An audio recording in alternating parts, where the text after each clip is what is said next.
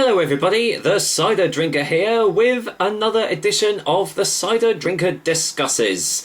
This is just basically the show where I pick a certain topic relating to cider and give my personal views on it and basically see what you guys think of the same issue as well, or topic or whatever we're going to be doing. This isn't scripted at all, as none of my reviews are anyway, so yeah, this is going to be completely off script and stuff, so, it could be a long ramble, might not be, who knows. I normally have a drink of choice with me, but I actually went out last night to see a friend's band play at one of my local bars. Drunk quite a bit, and I'm thinking of doing the same tomorrow, so giving a little bit of a rest with the alcohol, so I've actually just got a hot lemon squash in my world's greatest boyfriend mug, as well. That's kind of subjective really, but you never know. So I'll be just drinking that as we go along, and feel free to crack open a drink as well while we discuss today's topic, which, if you've seen the title either above or below, however you're viewing YouTube, today's topic is sugar and fermentation. What I basically mean by that is, it kind of occurred to me from an experience that I had a little while ago. I reviewed a bottle of Aspall's Lady Jennifer's. Now, the Aspall company, I kind of sung their praises ages and ages ago. I thought they were a really good company, and they made some really good drinks, but now that I've kind of broadened my horizons a little bit, I do find most of their drinks to be a little bit lackluster in their flavours and their tastes, and Lady Jennifer's was no exception to that. I do like their vintage, but that's pretty much about it, and for whatever reason it seems to be, if I mix an Aspall cider with any other drink on a night out, that's it, I'm done for the night. It's really, really strange. It doesn't happen to me with any other cider, just Aspall's, so I don't know what they add into their drinks that causes me to get terrible gut rot, but that's what happens. Anyway, that is not what this topic is about, because the thing that struck me was, on the back, it actually listed sugar was added to aid fermentation. Now, I don't know about you, but I'm pretty sure that sugar shouldn't have to be added to aid the fermentation process of a cider, or is that just me being completely stupid? So, I don't know. God, that's still really hot. Yeah, I personally just see that as a complete cop-out. If you're making a cider right, then you shouldn't have to add sugar in any part of the process, whether that is just to aid fermentation or otherwise. If you have to add something to aid the fermentation, then you're doing something wrong. Because surely the apple's own natural sugars should be enough to allow the fermentation process to happen. I mean, I'm not a cider making professional or anything. I just review the ciders and drink them. I don't actually make them. But surely, if you're making a cider right, then nothing artificial needs to be added into any form of process at all.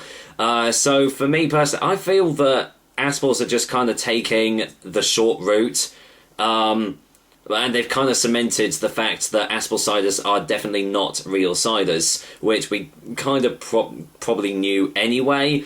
They're just disguised in, really, admittedly, really elegant, classy looking bottles, but people probably buy it thinking that it is a real cider, but having that little note on the back of that one of their Lady Jennifer's kind of does cement the fact that they don't make real cider. They obviously do add sugars in, whether that is just to aid the fermentation or not, who knows.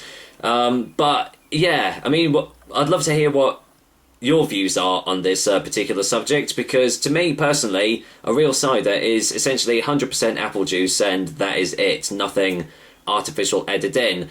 I did the whole talk about sulfites in another discussion video, so check that out if you want to. But yeah, you really shouldn't have to add stuff to a cider in order to basically make it a cider, because, well, you need to kind of reevaluate your your process in making this drink, and you need to think, well, am I actually doing it right? Which personally I don't think you are.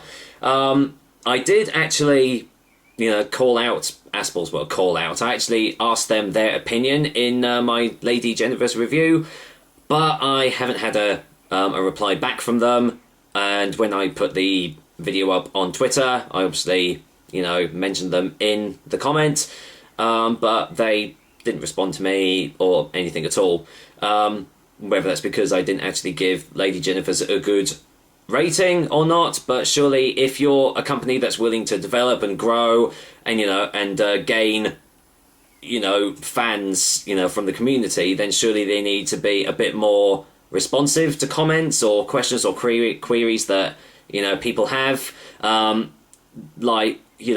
companies have got back in touch with me, like when I've given a either whether it's a good review or not as good of a review, they have said thanks for your feedback or something. That is always a good sign that the companies are willing to listen to people, and if they're not doing something quite right, then maybe they'll go away and try and tweak things a little bit. Not saying that I'm obviously not the voice of the people, because, well, I'm not.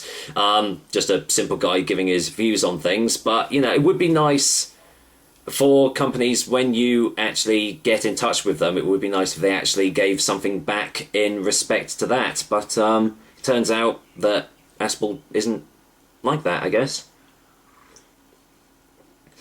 So, yeah, I mean, what are your views on this, guys? Should sugar have to be added in to aid the fermentation process? Do you think it's a cop-out? Do you think that if companies do it, they are just taking an easy route out of it in order not to make, the real, the proper cider process without anything added in? Or do you feel that sometimes it is necessary? Like maybe it's the sort of the types of apple that they're using that need a little bit of extra help along the way? And, do you feel that it isn't all that bad if it is added in? So, yeah, I'd love to hear you guys' views on this particular subject. And, yeah, be good to have a little bit of a discussion with you guys. But I guess for now, that is another Cider Drinker Discusses. So, yeah, I'm really looking forward to hearing your views on this particular subject. And until then, I will probably see you on the next Cider Drinker Cider Review. So, take care, guys. Until next time.